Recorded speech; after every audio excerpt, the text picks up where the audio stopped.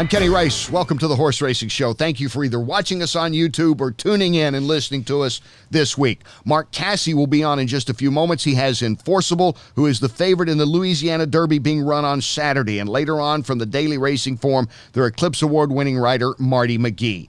Scott Hall, welcome back on lead guitar. Thank you, sir. Good to be back. Ben Chaffetz, Thomas Kenny with us as always. Now, what about the Kentucky Derby? There's nothing like the first Saturday in September, and kudos to Churchill Downs for keeping it going. Did you ever think, and who would have thought it would have come to this ever in this changing world by the day that we're living in now, that the Masters would be canceled, that the NCAA tournament would be canceled?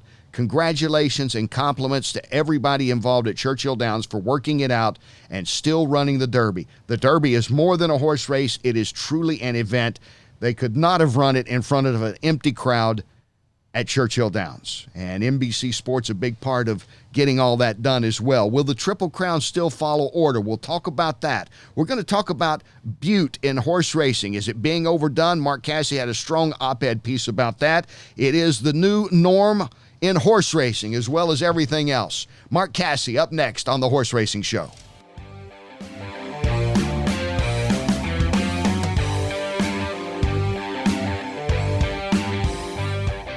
Welcome back to the Horse Racing Show. Thank you for tuning in again this week. We want to welcome in a new sponsor and delighted to have them. I've known this man, Terry Finley, who is a U.S. Army Ranger captain. I've known him since 1991 when he was starting West Point Thoroughbreds, and wow, what a job he has done. West Point Thoroughbreds was one of the leaders in syndicating horses. It's an easy way to get into the horse business. If you want some fun, you want to be a part of the action, and you don't want to spend a ton of money individually owning a horse, then you want to be with a syndicate like West Point Thoroughbreds. They're the one to check with for new, affordable, smart, and fun ways to get involved in the horse business. West Point Thoroughbreds, over 875 race winners, starting from a stable of one, 1991. They've won over $53 million in purses. They were minority owners of Derby winner Always Dreaming. You can contact them at westpointtb.com or 518-583-6638. All right, here on the Horse Racing Show today, delighted to have this man on. He's been a good friend of this program, a supporter since we got started. Mark Casse, who is in the Hall of Fame in Canada and will be, my prediction, in the Hall of Fame in the U.S. this year, as he should be. He has the favorite for the Louisiana Derby on Saturday with Enforceable. He's a man who has strong opinions and is a terrific trainer and great guy. Mark, welcome back to the show. Thanks for being on. Thanks for having me, Kenny. Well, I don't want to say a Derby prep. It's a big race for Enforceable this weekend going into the Louisiana Derby. So how's he doing? He's doing tremendous, Kenny. He's probably doing as well as he's ever, if not better than ever. So we're excited, keeping our fingers crossed. It does appear like we are going to run. So it looks, we'll see. And at this stage, I guess you can't think about pointing to the Derby. It's tough enough to figure out what's going to happen in the next 5 or 6 weeks, much less now thinking about what's going to happen 4 months down the road. Well, that's true. Right now, obviously, things are crazy, and we just need to get through this. Obviously, we all care about and worry about horse racing, but everyone's health is more important. So, let's get through this, and we'll worry about what's to come. We're just all fortunate enough to be able to be involved in our wonderful sport. That the Kentucky Derby is still going to be run, and we talked about this at the start of the show. When you look at the NCAA tournament canceled, Masters canceled, that the Derby is just being postponed and is going to run again this year. What was your take on it all when that decision was made? I was thankful that Churchill Downs is going to continue and pursue and to have the Kentucky Derby. It would have been, for horse racing, that would have been the biggest disappointment in I think in horse racing right now, not to have that. So the Kentucky Derby is so important. It's important to not just Kentucky, but the entire racing world and the world. I mean, when you watched the major news last night, obviously the coronavirus was number one, but there was a lot said too. The things have gotten so bad they actually have postponed the Kentucky Derby. So that shows you the magnitude of the Kentucky Derby. Yeah, I saw that. I thought, with all that's gone on in the negative side of horse racing, to me, this was a great positive that they're continuing on with this. And I hope that the Triple Crown can maybe follow suit and have a fall Triple Crown. I don't know if that would happen. I know they're still talking about it, Mark. Well, I think they probably, can work it out. I hope they can, so we can have a Triple Crown. If we don't, I'm not going to say it's the end of the world, but hopefully they can work it out. And who knows? Maybe the first leg of the Triple Crown may be the Belmont or the Preakness, but that's okay. It's like I said, we're taking one day at a time, and just trying to hopefully we can get this thing over with quickly. Enforceable, getting back to him, Mark, nice win in the Lecomte Stakes to come into this Louisiana Derby on Saturday. Along the lines, where did you start getting a feeling that this is a horse that could be a Derby contender, as we'll still say Derby contender for all the 3-year-olds out there? Well, Kenny, he has a tremendous pedigree. We always liked him right from the start, but I have to be honest, he was pretty disappointing in his first couple starts. I didn't necessarily need him to win, but I wanted him to come running, and he just didn't know what he was doing. And you find that a lot of times.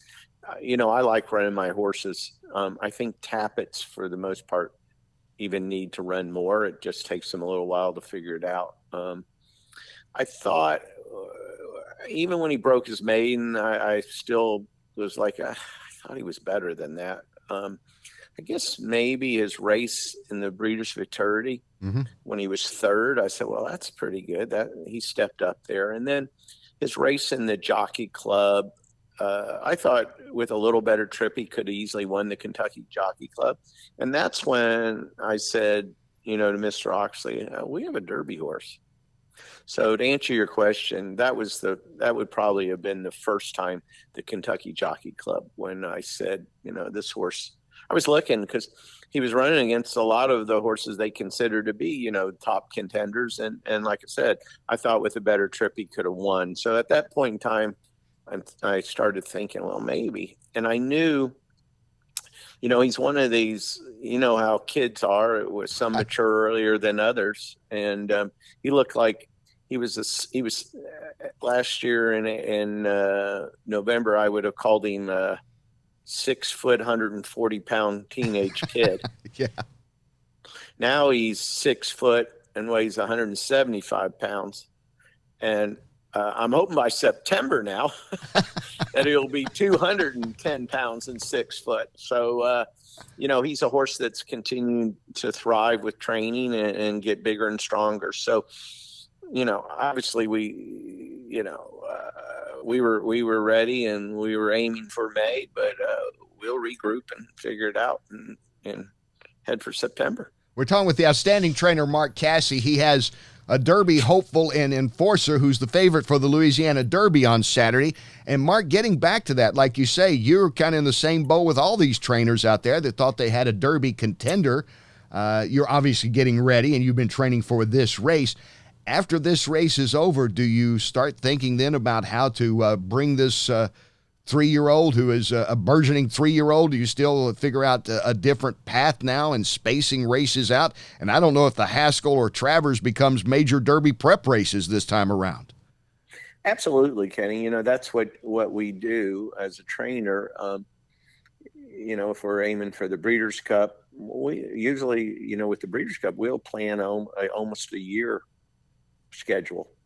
We obviously planned a schedule to get him to the Kentucky Derby. So now what we do, one, we wait till the dust clears and we figure out what races are going to be where. Obviously, as I said last year, there's only 3 classics. Right. They run, and that's the Kentucky Derby and the Preakness and the Belmont. Those are always going to be I would think, our first priorities. So let's see where they put them. But you bring a good point. It could be that the Traverse or the Haskell will be, a major stepping stone to the so everybody's calling me every day and saying, "What are we doing here? What are we doing I there?" know. And I'm like, "Well, first we got to get our country right and figure out when all this is going to stop, and then we'll go from there." So I just last night at 7 o'clock I got a call, and they came out and said that any of the riders that go to Dubai when they come back are going to be on a 2-week quarantine. So the only I know of only one rider right now, and I don't know for sure that is actually going to go to Dubai, and that's I hear Johnny Velasquez may still be going, but we had Tyler Gaffleone going. He is not going to go, and I don't blame him. Yeah. But we got a pretty good guy to replace him on Sir Winston. So I had a nice talk with Frankie Dettori Oh, this yeah. morning, and he's going to ride Sir Winston for us. So I feel pretty confident. How is Sir Winston doing?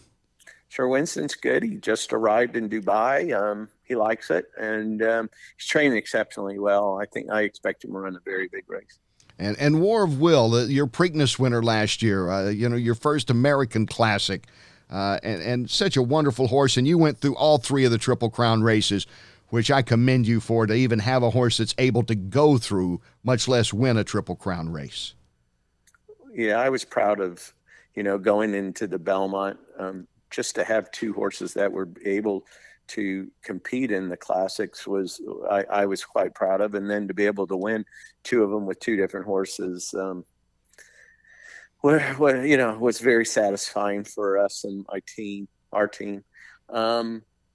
War Will had a super work this morning on the grass at Palm Meadows, so he's getting pretty close. Our goal is to try to win. He's obviously a grade 1 winner on the dirt. We're going to try to win a grade 1 with him on the grass. He has a tremendous pedigree. He's beautiful.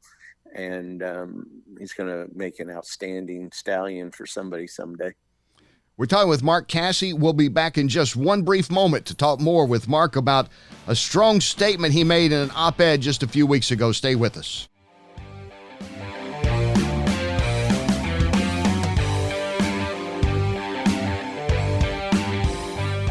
Welcome back to the Horse Racing Show. I'm Kenny Rice. Thank you for tuning in or for watching us this week on one of the many outlets that we have. We are downloaded in 22 countries where you don't have to be quarantined to still tune in and listen to this show.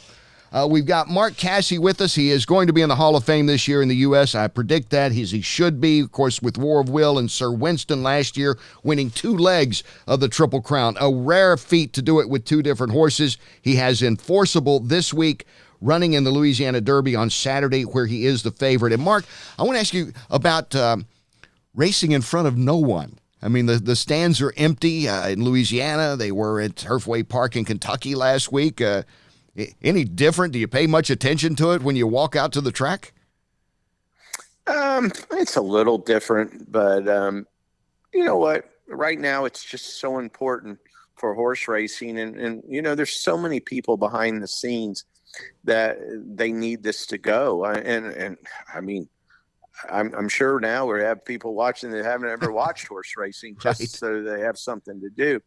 So yeah, I thought about, I kind of, obviously we all knew that it was very unlikely that the Kentucky Derby was going to be run without fans, and that would be one race that I would find it hard not to run run without fans, because that's such a big part of it, and the Preakness as well. Those people, and where I think it would, and I haven't been there, but I think Oaklawn would be really strange to be at and not have fans, because those fans go crazy, and the other place would be Keeneland. Yeah. On that subject, I do hope, Kenny, because it's extremely important. I know there's a lot of people that are going to go through hardships and stuff, but I would hope that Kentucky gets together and figures out it's really important if the governor will let them run without even fans, and we got to run somewhere. There's going to be too many, or Yeah, unlike a restaurant or other places, and I feel for those people. So don't get me wrong, certainly. but you can go and you shut the door. You don't buy any more inventory, and right. And but with horse racing and horses, we still have to do the same thing every day. We have to have the same amount of people taking care. You have to take care of the horses. You have to Right. feed them. You have to do that. So I think that's a little different than some of the others. And again, I'm not taking anybody's hardship away. I realize that, and we're all ready to step up. I know that the next few months are going to, from a financial standpoint for myself, it's going to be it's going to hurt some, but Sure. we're going to keep all our employees. We're going to keep them going. If all they do is rake the shed row, but I hope, because Kentucky is one place that can absolutely do it. So I hope somebody steps up. I'm thinking probably Churchill, but we do need to run. Yeah, the Keeneland was canceled. No, I know. Totally Yeah, can't. Keeneland I was know canceled. that it was canceled was a really surprise to me. I thought that they would go the route of just no fans there because, like you say, the horses are on the ground. The people are going to be there, and it's like kids. You can't neglect a kid. You have to take care of these horses every day, whether you're racing them or not. Right, and you know what? There's no horse racing. There's no state that horse racing means more to than Kentucky. Hmm. And so I just hope, I feel very certain, as long as the government will let them do it, that they will figure out something. Because the good part about our racetracks in Kentucky, they are made up of horse people, and they understand what it means for the horse community. So I'm hoping they'll figure that out. Obviously, again, we're all kind of waiting to hear what's going on, what's going to happen, how long is it's going to go. But I don't care whether we run at Turfway, Keeneland, Churchill, or Ellis Park. Kentucky needs to have some kind of racing if possible. You know, there's a wonderful op-ed written about 3 weeks ago now. You should check out the Thoroughbred Daily News. Google that. There are two things in horse racing that are frequently mentioned, even for the casual fan, they've heard of it: Lasix and Bute. And it's always been kind of assumed that that was like one of, taking an aspirin and a Tylenol or an Advil or whatever, Motrin or whatever you're taking. It was always considered, well, that's that, and that is part of horse racing. But Mark Casse, in his wonderfully written, strong op-ed put at the start, and talk about a strong opening, clenbuterol is the most abused drug in our industry. That is the start of this wonderful op-ed piece that Mark wrote. So, Mark, first off, what has been the feedback? Because you take a strong stance that it's time for clenbuterol to be put aside and come to grips with the fact that this is a strong medication that is a performance enhancer in many ways. Well, it's been overwhelming, and it's been great. They say timing is everything, and better to be lucky than good. I had no idea when I wrote it that 4 or 5 days later the FBI was going to arrest. I'm not that smart, but it was, as I said, it was good timing. Kenny, I tell you why. I was just fed up with it. It was everybody, in my opinion, was missing the boat. And there's not in horse racing and in life, there's not a lot of things that I'm absolutely sure of, but this one I am. And I was to the point where one of my major owners, a wonderful, wonderful person, said they didn't know if they wanted to do this anymore because of what was going on. Mm-hmm. And the truth is that most people didn't even know about the clenbuterol. Then I questioned whether I wanted to continue to do it. Mm-hmm. I've been doing it 40 years, and as I said to somebody yesterday, every time Jason Service horse won and did something crazy, or a Jorge Navarro horse, it would give me a sick feeling in my stomach. And I'm almost 60 years old now, and it's coming to a time where I don't need to be sick to my stomach. And that's what was happening. And so I just said one day, I said, I don't care if I upset everybody. Yeah. I'm going to say what I feel, and you know what? We're getting some. Well, we saw what happened, with the FBI and that, but I don't. It's not going to end there. It's not going to end there. And I had done a little, more research on the deal on clenbuterol, in which it shouldn't be around for just any reason, because we got it away with anabolic steroids a long time ago. And when you feed this and you do it in the high doses that these people are using it, you get the same effect. But nobody realized that to go along with that, you're also getting bone loss. So you've got here, you're increasing this strength and muscle and weight, and then you're also reducing bone loss. That's a formula for disaster. And I believe that, so much has been said over the years about the racetracks. This racetrack's not safe. That's not it at all. These horses are, this is because of what's going on, and it has to be stopped. And it's not just being done at the racing levels; it's being done with younger horses as well. So I am pushing for zero tolerance with clenbuterol, and I'm not going to quit until we get it done. And hopefully, especially with your name and your reputation and the respect you have in the industry, more will get on board, because still the one thing that I've never been able to understand in all the years, Mark, I understand how everybody has their own little territory they're going to fight for in all these states, but it does seem that universal medication is just a simple agreement that could be made between Kentucky, California, Florida, Louisiana, everybody that's running, to have universal medication. And hopefully this will make it happen. Absolutely, Kenny. But the other thing we have to do is, and this is why, for so long I didn't sign on for the government, what do you call it?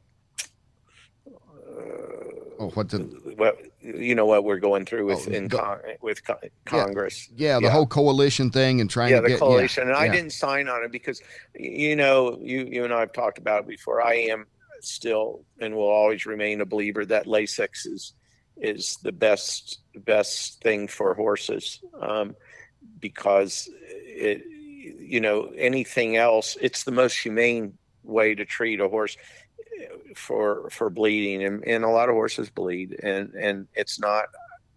But all that being said, I said, I don't care. Let's take Lasix away. I don't care. I want some uniformity. I want, when we make rules, we have to be able to back them up.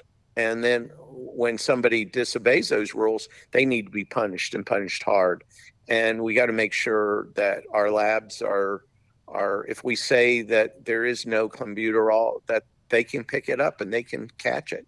So those are the important things. And then I've been asked, I've done so many interviews and talks, and if something looks too good to be true, it probably is. Yeah. And we need to investigate it further. And that has to be a constant thing. It's not, I can tell you what, if you interviewed 1,000 horse trainers and horsemen and said, does that surprise you that Jason Service and Jorge Navarro were not playing by the rules?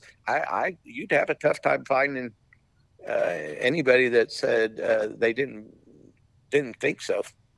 And that was the thing about it. I'm for less government by and large, but the government really helped horse racing big with this FBI sting that they pulled off, Mark, because like you say, it was always the wink and nod and the whispers behind the scenes, and people knew what was going on, or certainly suspected what was going on, and nothing was done for 2 years. No, but and Kenny, I have to say this. I tip my hat to the Jockey Club, because without the Jockey Club, then the FBI would have never gotten the information that they got. Yes. And so I commend the Jockey Club, and I think they probably just did one of the best things that well, they did that they've ever done for horse racing. And like I said, I woke up on Tuesday with a new outlook. I'm like gun ho. I'm ready to go. I'm excited. I told one of my larger owners, he called me that Wednesday. He goes, "How are my horses doing?" And I said, "Well, they're going to keep getting faster and faster because the others are going to get slower and slower." The other part of it is we know, I mean, I'm certain that there's others out there that are not behaving in the best way. And now they have to worry about it. Jorge Navarro and Jason Service thought they were getting away with it. And they found out when it was too late that they weren't. And I'm hoping there's more out there, because I can tell you there's got to be some men and women shaking in their boots. Yeah, so names will be dropped, fingers will be pointed as it gets closer to the prosecution. You know that's going to happen. Exactly. Mark, I can't thank you enough for your time. It's always valuable, and I really appreciate it. And best wishes with you and Enforceable this weekend in the Louisiana Derby. And we'll catch up again as we continue to figure out what is the new Derby, what's the new Derby trail to Churchill in September. Yeah, sounds good. All right. Thank you very much. Thanks, you Bye. too. Mark Casse, one of our favorites here on the Horse Racing Show. Stay with us. Marty McGee of the Daily Racing Forum up next.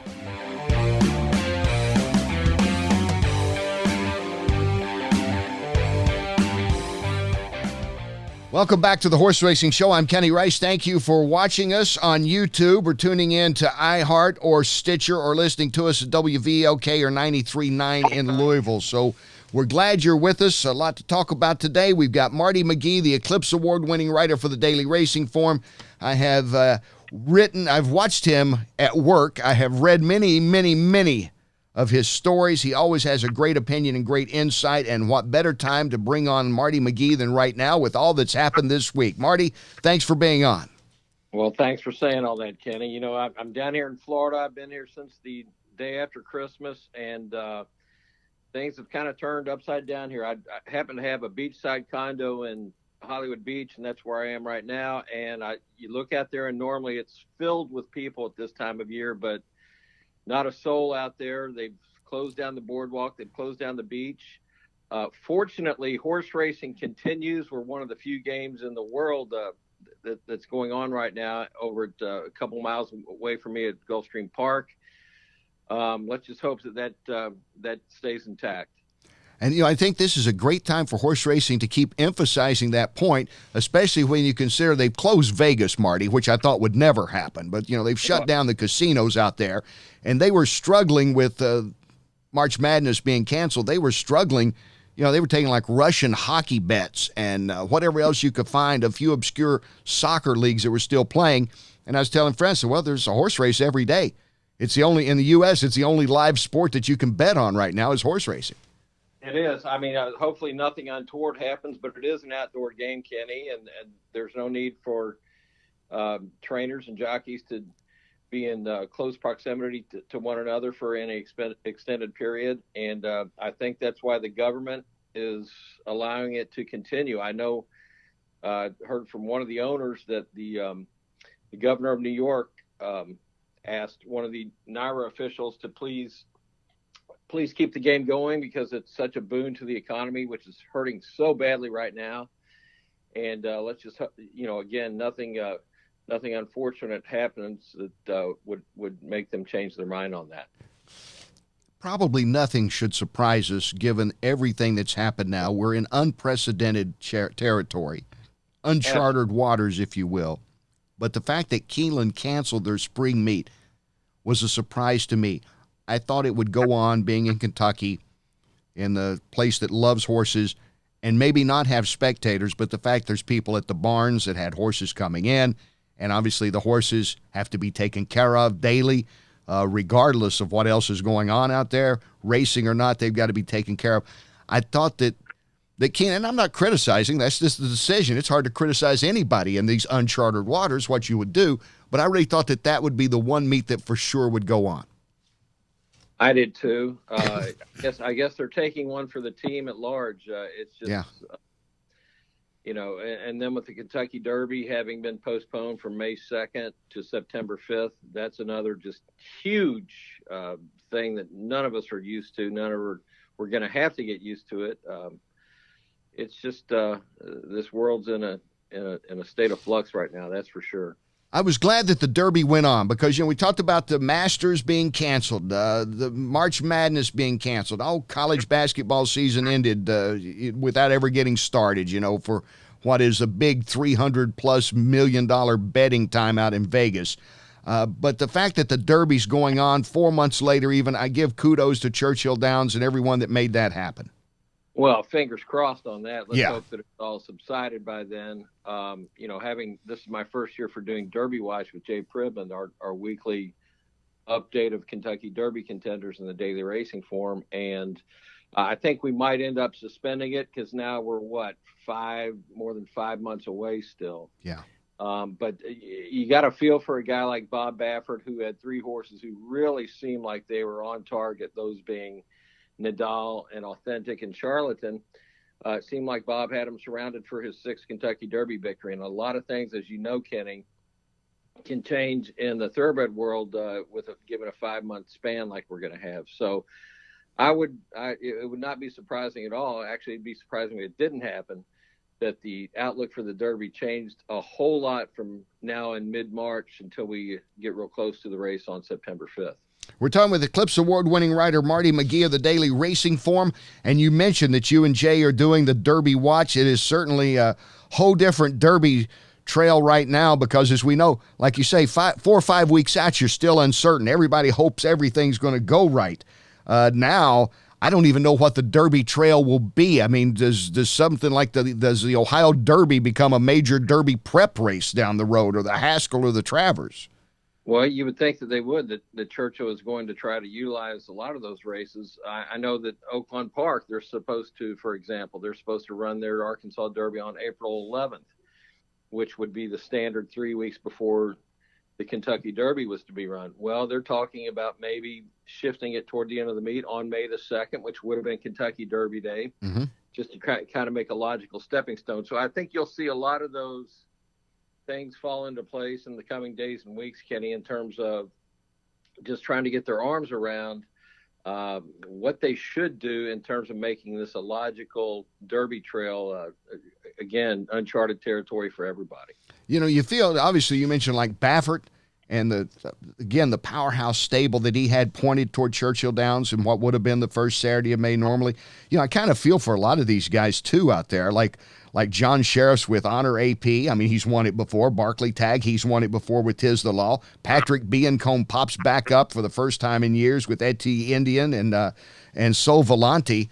And the owners that get excited, Barclay's all tied in with the Saratoga bunch, basically, that won it with Funny Side. And I imagine, especially for guys like that, the waiting is just going to be just a long, long time. Yeah, it's going to be excruciating because they're bringing these horses to a peak, at a certain time, and now they're being told, no, hold on, you got to go another 4 months. So I would imagine that some of them will get a little break. I'm sure they're all, huddling together, the trainers and owners, trying to figure out what to do. And as Jack Knowlton of Saratoga Stable said on Tuesday, after Churchill had their teleconference about the actual postponement of the race, he said, well, we don't really know what races to point to yet because they haven't released a schedule. I would imagine Churchill will do it relatively soon. And conversely, from those guys, Tagg and Biancone and Sheriffs, you've got a guy like Brendan Walsh who really needed the extra time for Maxfield, right? Who won the Breeders' Futurity last year, had a little surgery after the Breeders' Cup Juvenile, from which he was scratched. So he's kind of relieved to go on and proceed at his own pace now, as opposed to kind of forcing a race into him in April if in fact they wanted to make the Derby. And guys like Pletcher, who really didn't have a whole lot. He had Gouverneur Morris, but he still needed Derby points. Chad Brown, they've got deep benches.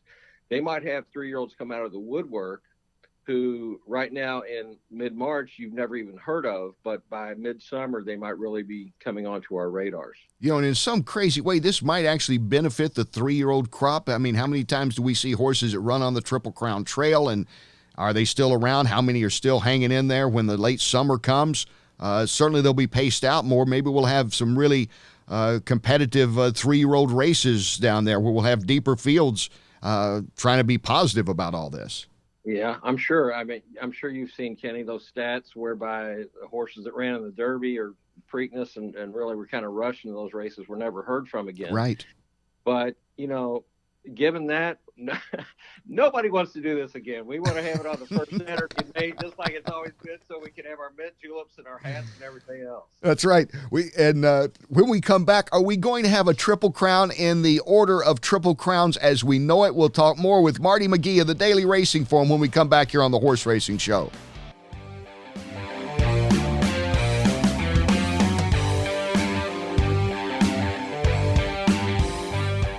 Welcome back to the Horse Racing Show. I'm Kenny Rice. Thank you for tuning in again this week. We're glad to have with us Eclipse Award winner Marty McGee of the Daily Racing Form, who's done a great job for many years. And like we were talking about, all of us that's covered horse racing, kind of figuring it out now as we go with now the first Saturday in September. Nothing else like it. That's my motto. Wow. I'm excited about the first Saturday in September for the first time in my life, Marty. Well, they're talking about college football being kind of the first date for all of them.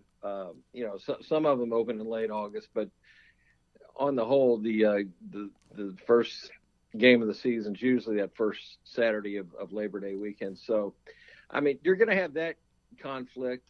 You also have the question of whether or not the Triple Crown will be run in the order that it always, or not always, that it has been for the last, 60, 80, however many years. Yeah, exactly. That being Derby, Preakness, Belmont. Well, the Preakness has followed suit. They in quick order on Tuesday said they would in fact probably run on either the 19th of September or maybe even the 26th of September behind the Derby.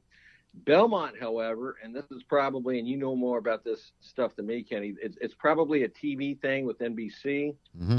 I don't know if there's some kind of conflict with football or what, because by the 3 weeks after the Preakness, that would be right in the heart of the college football season. I kind of see Dave Grenning, one of my colleagues who covers New York for Daily Racing Form, wrote that right now in Belmont Park and the New York Racing Association has not followed suit. The Belmont is still on for June 6th as we know it. That date might be still within the coronavirus mandate whereby you're not supposed to have large gatherings. So, again, this is such a liquid situation. I don't know if it would really hurt to run the Belmont before the Derby and the Preakness. It certainly would be unusual, but I'm sure there are extenuating circumstances whereby if they can't follow Derby and Preakness, it'll be a good reason. Yeah, a lot of it comes down to TV, as you know, and with NBC still in talks with, they'd been in talks obviously with Churchill before all this and with the Maryland Jockey Club and with New York Racing Association.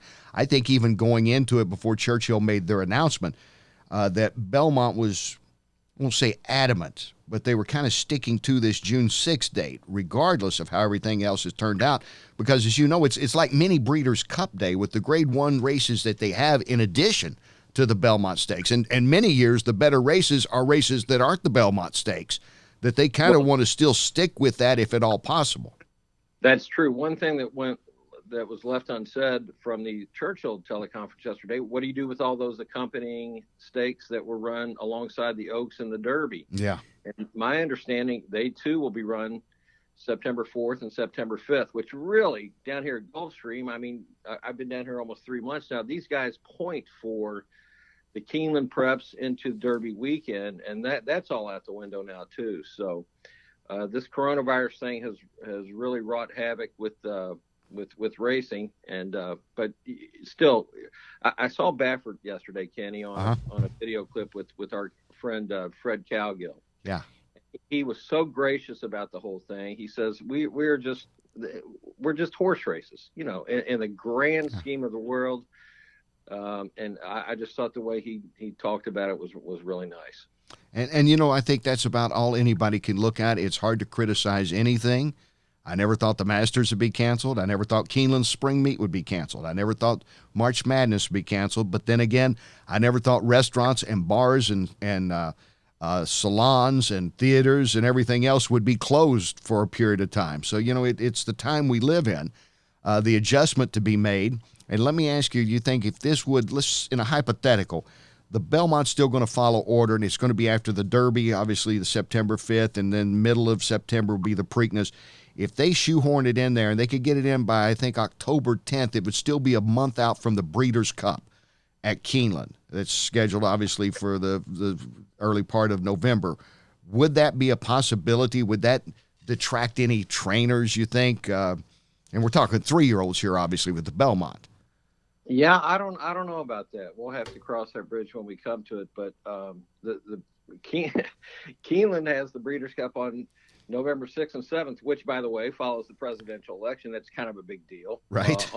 On November 3rd, and so we got a lot of T's to cross and I's to dot, Kenny. It's there's a whole lot of work left here. Think about this: we could go into like the Belmont. I'm trying to get on the map. Horses, 3-year-olds could be running against older horses in prep races to get ready for the Belmont. I think that'd be about right. Yeah, I mean this is going to be a one-off. Let's let's hope so. You know what? If it's not, I'm telling you, this will be The Walking Dead. If it's not, God willing, it's over. Because if we're still talking like this next year, Marty, I will be sequestered. I'll be in a bunker somewhere, and we'll have to be like trying to FaceTime each other some way. All right. Hey, well, listen, everything else, how's the fallout with all the things that happened with the indictments with Service and Navarro and the veterinarians and all? What's the fallout been like down in Florida about all this? Well, it was, it's been, it was on March the 9th? Yeah. I was over at Tampa for a week covering the Tampa Bay Derby, got home Sunday, March the 8th. Was trying to get a little rest or just going through my work, and boom, my phone was blowing up on the morning of Monday, March 9th. I had to go to Palm Meadows, check out where both Jason Service and Jorge Navarro had their horses. The coronavirus overran that. Otherwise, this would have been front page news everywhere. And so in that respect, we didn't get that black eye. But nonetheless, I think everyone would agree, anybody who's caught cheating, you're out. I mean, you're gone. They're stealing from other trainers, they're stealing from fans, etc. And I think it was a great initiative by the Jockey Club to have hired the investigative firm down here in Miami to go ahead and do the undercover work that got that done. Hopefully, anybody else who's been cheating, you better be nervous. And I think that's the attitude, Kenny, that a lot of people are taking. We're not going to stand for it. It's not good in any way for the public image or anything. And hopefully there'll be more indictments if, in fact, people are deserving of being caught. Marty, it's great to catch up with you. Thanks for being on. We got to do this again down the road on the new Derby Trail. Love to, buddy. Appreciate you having me. Thank you. Eclipse Award-winning writer for the Daily Racing Form, Marty McGee. And we'll have more on the Horse Racing Show right after this.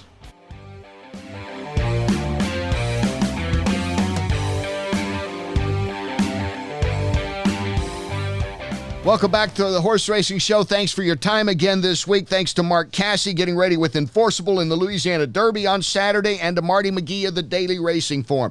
Yes, will New York follow suit? That's going to be a big question coming up in the next few days. Will they continue on in the tradition, which has been around like 70, 80 years? It wasn't always run, by the way, Derby, Preakness, Belmont.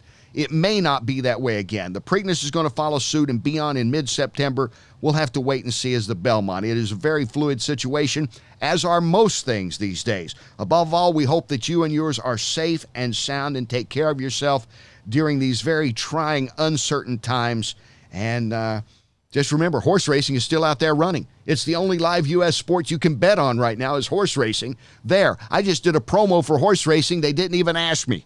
Thanks to West Point Thoroughbred, our new sponsor this time around, and check them out at westpointtb.com if you're interested in getting in the business. Thanks to Scott Hall, Ben Chaffins, Thomas Kenny. I'm Kenny Rice. Thank you for your time this time around, and look forward to talking to you again next week, only here that you'll hear these things. It's called The Horse Racing Show.